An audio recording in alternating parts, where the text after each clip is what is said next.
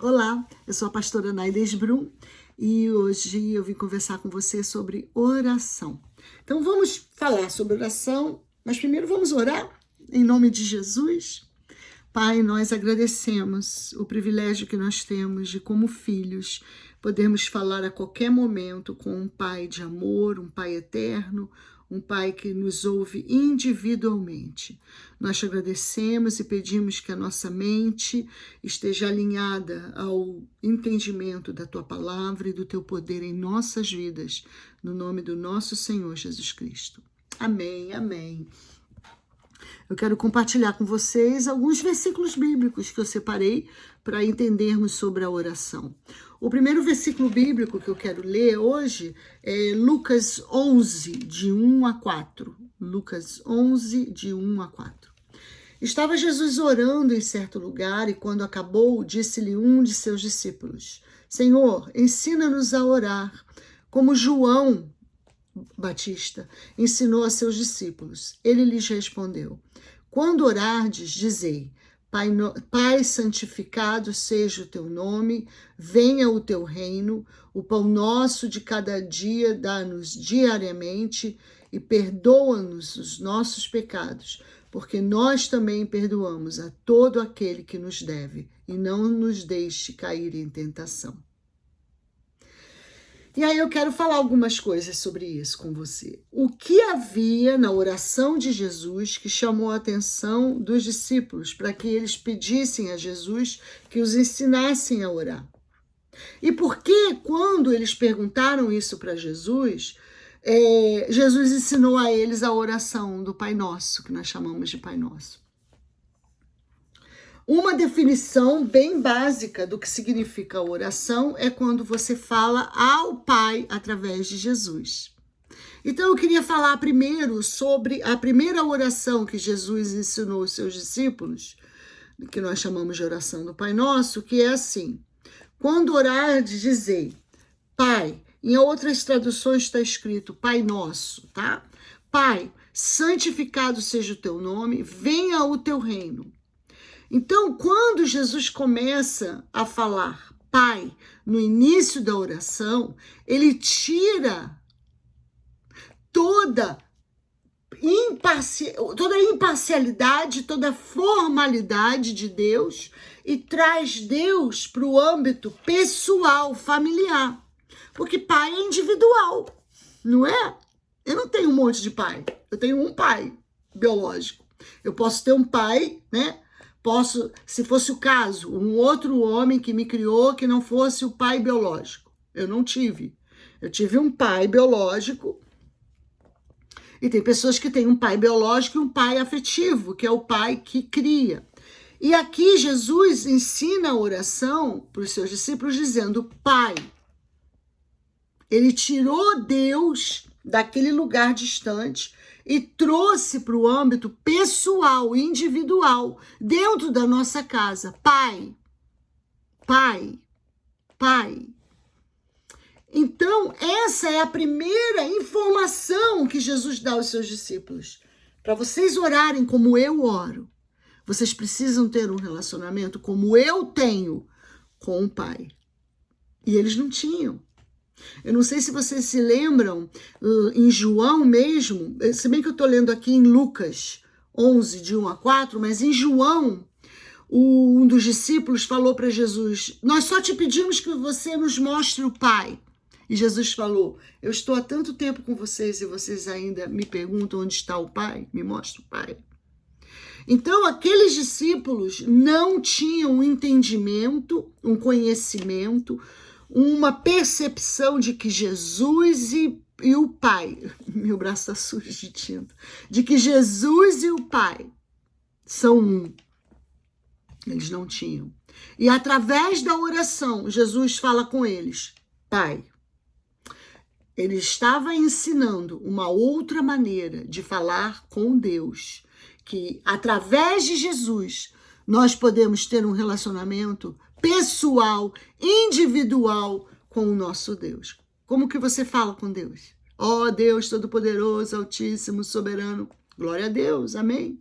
Mas é necessário que você tenha orações individualizadas, íntimas, com o seu pai. Ah, Nai, deixa... Ai, pastor, eu não tive uma boa referência paterna. Eu também não. Mas através do ensinamento de Jesus, nós podemos aprender que o nosso pai nunca vai nos abandonar. E aí, eu quero continuar com vocês. Vamos aprender biblicamente sobre esse fundamento da oração, o Pai. Através de Jesus temos acesso ao Pai. E por que isso é importante? Porque uma das funções sociais, psicológicas, emocionais da figura paterna é dar o quê? Provisão, proteção, direção. Sabia disso? A função paterna, psicologicamente, é a função que nos dá proteção, provisão, direção. Entre outras coisas, estou destacando só 3 hoje. E quando Jesus fala para os seus discípulos, quando vocês orarem, vocês falem, Pai. Vocês têm que aprender a se relacionar com Deus Todo-Poderoso individualmente, pessoalmente. Pai, hoje eu estou triste.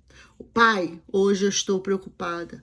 Pai, hoje eu estou ansiosa. Pai, hoje eu estou com medo. Pai, como que vai ser isso?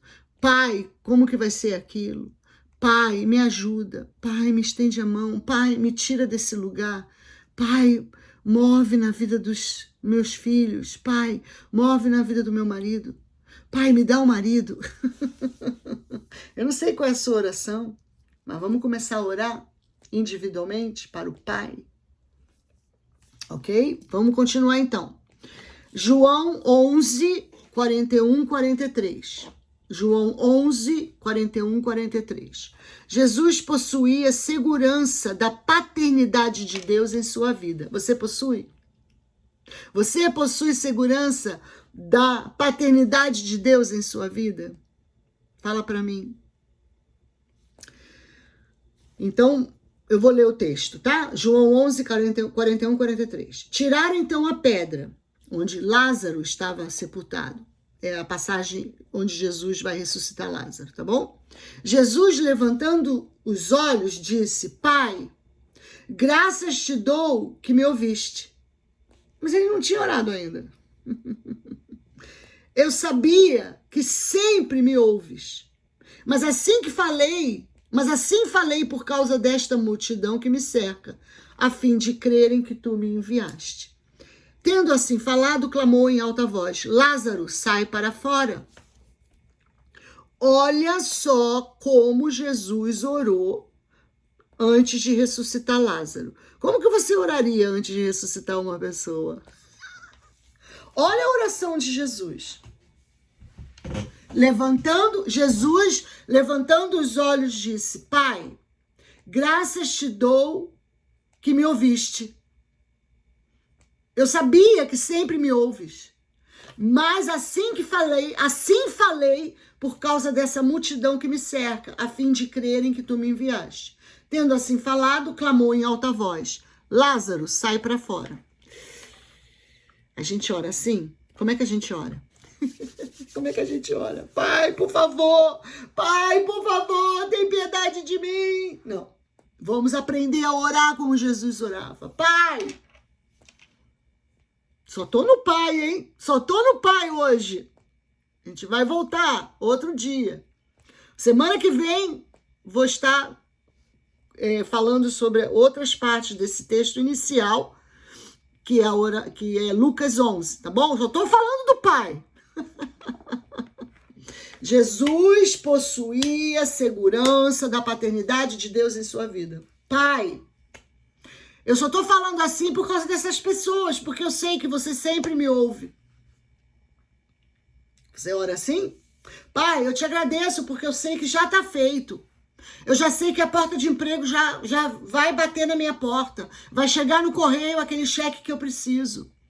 Pai, eu já sei que as coisas, todas as contas serão pagas em nome de Jesus.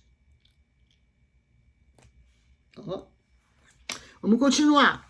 Mateus 3,17. A aceitação do Pai por Jesus foi mesmo antes de Jesus ter feito qualquer coisa. Amor incondicional. Vamos ver como é que é isso? Mateus 3,17. Então uma voz dos céus disse... Então uma voz dos céus disse: este é o meu filho amado, em quem me agrado. Do que está falando aqui? Vocês lembram? Quando Jesus começou o seu ministério, ele foi encontrar com João Batista e passou pelo batismo das águas de João Batista. Quando Jesus desceu no rio para ser batizado, uma pomba desceu do céu e uma voz disse: este é o meu filho amado, em quem me agrado. Jesus não havia morrido ainda. Jesus não havia curado ninguém. A única coisa que ele havia feito, porque a mãe dele insistiu, foi a transformação da água no vinho, no casamento de Canaã. Tá lembrando? Tá me acompanhando? E Deus, em alta voz, disse para todas as pessoas que estavam ali: este é o meu filho amado, em quem me agrado. A aceitação de Jesus, o Pai aceitou Jesus porque o Pai nos ama. O Pai ama. O Pai é amor. Não é porque Jesus ia morrer na cruz. É porque Jesus nasceu. Deus ama você. Não é porque você faz. É porque você recebeu Jesus Cristo no seu coração. Lá em João, capítulo 1, no Evangelho de João, capítulo 1, acho que é versículo 12. Depois você confere para mim. A todos aqueles que o receberam, deu-lhes o poder de serem chamados filhos de Deus, a saber, os que creem no seu nome. João 1. Então, nós somos aprovados, filhos exclusivos de Deus. Por quê? Por quê? Porque temos Jesus.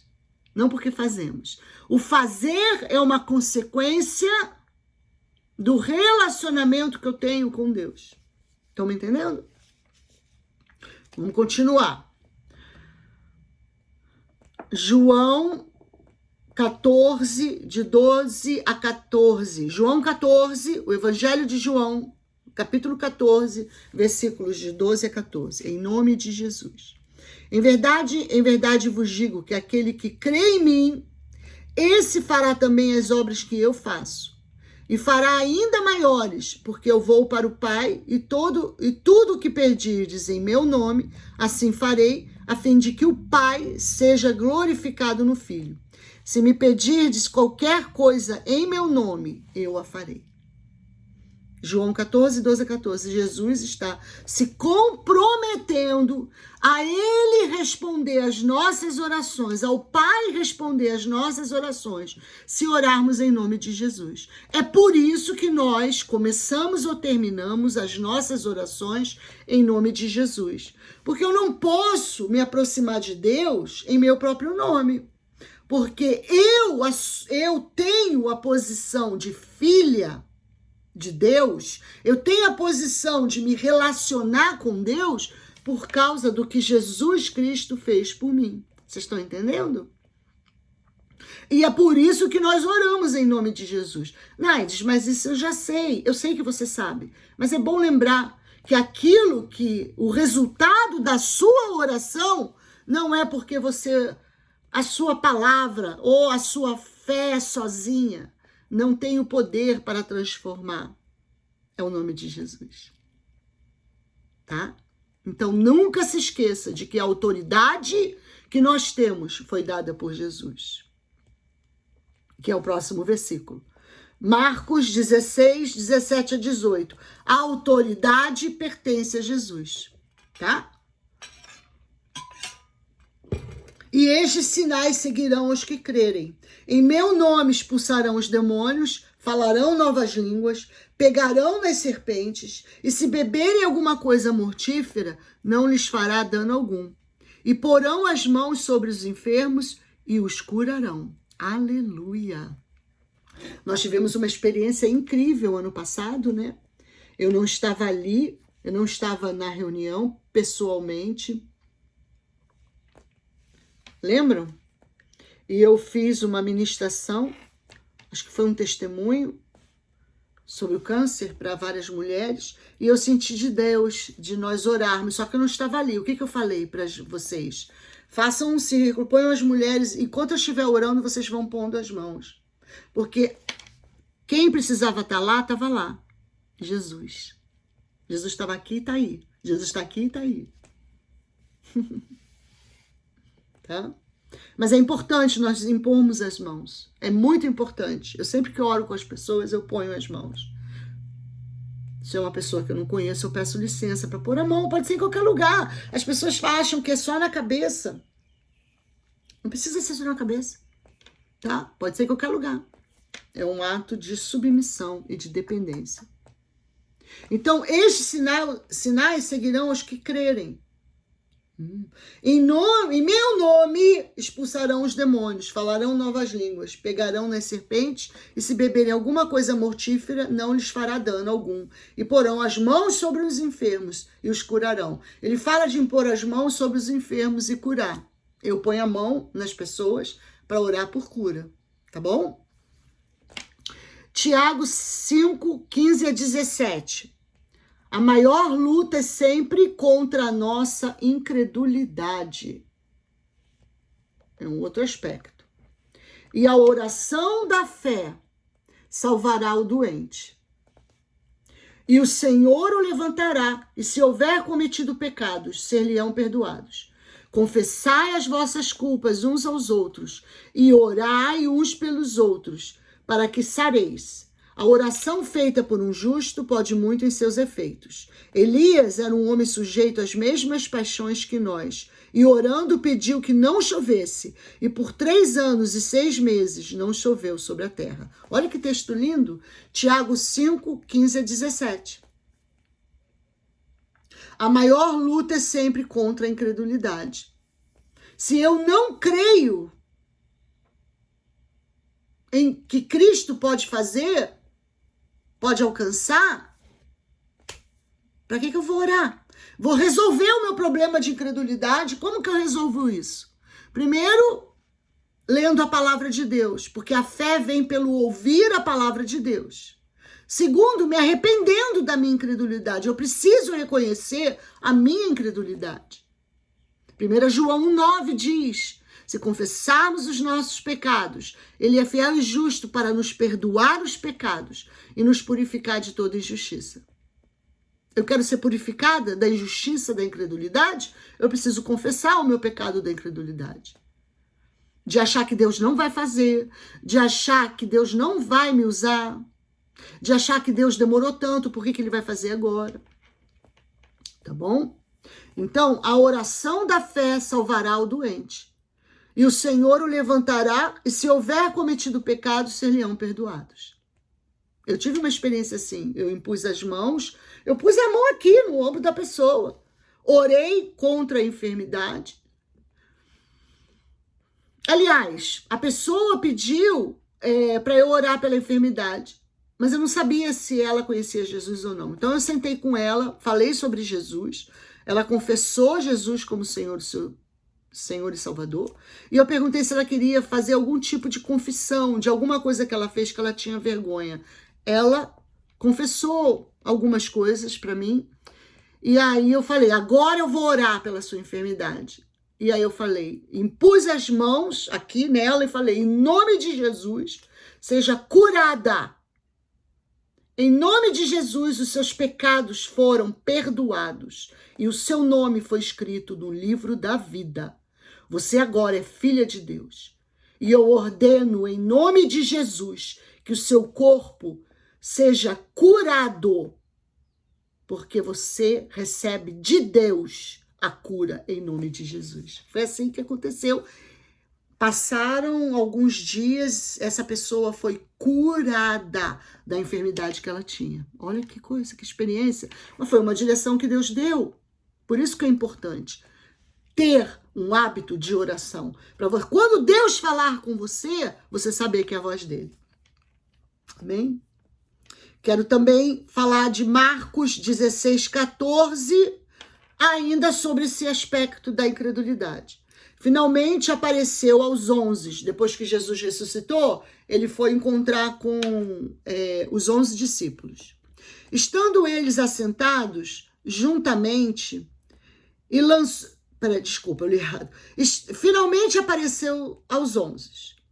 Estando eles assentados, lançou-lhe em rosto a sua incredulidade e a dureza de coração, por não haverem crido nos que o tinham visto já ressuscitados. Marcos 16:14. Pode ler Marcos inteiro, porque o que aconteceu é que Jesus ressuscitou, vários discípulos viram a ressurreição de Jesus, ele ali vivo, inteiro, falaram aos discípulos, mas os 11 não acreditaram. Não é possível que ele tenha ressuscitado. Aí o que Jesus fez? Encontrou com eles e jogou na cara deles: vocês são incrédulos. Vocês não acreditam naquilo que os seus irmãos estão falando. Jesus precisava falar assim com eles. Porque eles tinham que se arrepender para eles poderem ser usados por Deus e terem a fé de Deus no coração deles. Deus está falando com você? Vamos nos arrepender de nossa incredulidade? O objetivo de hoje é falar sobre a incredulidade. Falamos sobre a autoridade que há no nome de Jesus, que nos dá o poder dele de fazermos a obra dele de uma maneira simples. Impõe as mãos sobre os enfermos, ore por eles para eles serem curados e perdoados os seus pecados. Vai lá e põe a mão. A imposição de mão, ela é o quê? Uma extensão da autoridade de Jesus na sua vida. Você pode usar essa autoridade porque você aceitou Jesus como seu Senhor e Salvador. É por isso que hoje você ora em nome de Jesus. E é por isso que o Pai ouve a sua oração. Pai. Lembra que nós começamos com esse versículo? Lucas 11? Estava Jesus orando em certo lugar e quando acabou, disse-lhes um de seus discípulos: Senhor, ensina-nos a orar como João ensinou a seus discípulos. Ele lhes respondeu: quando orardes, dizei: Pai, santificado seja o teu nome. Venha o teu reino. O pão nosso de cada dia dá-nos hoje, diariamente. Perdoa-nos os nossos pecados, porque nós também perdoamos a todo aquele que nos deve, e não nos deixe cair em tentação. Hoje nós falamos do Pai. Falamos de orar ao Pai em nome de Jesus e de usarmos a sua autoridade. O que pode nos impedir de usarmos a autoridade de Jesus em nossas orações? A nossa incredulidade. Como que eu resolvo a questão da incredulidade? Reconhecendo que eu sou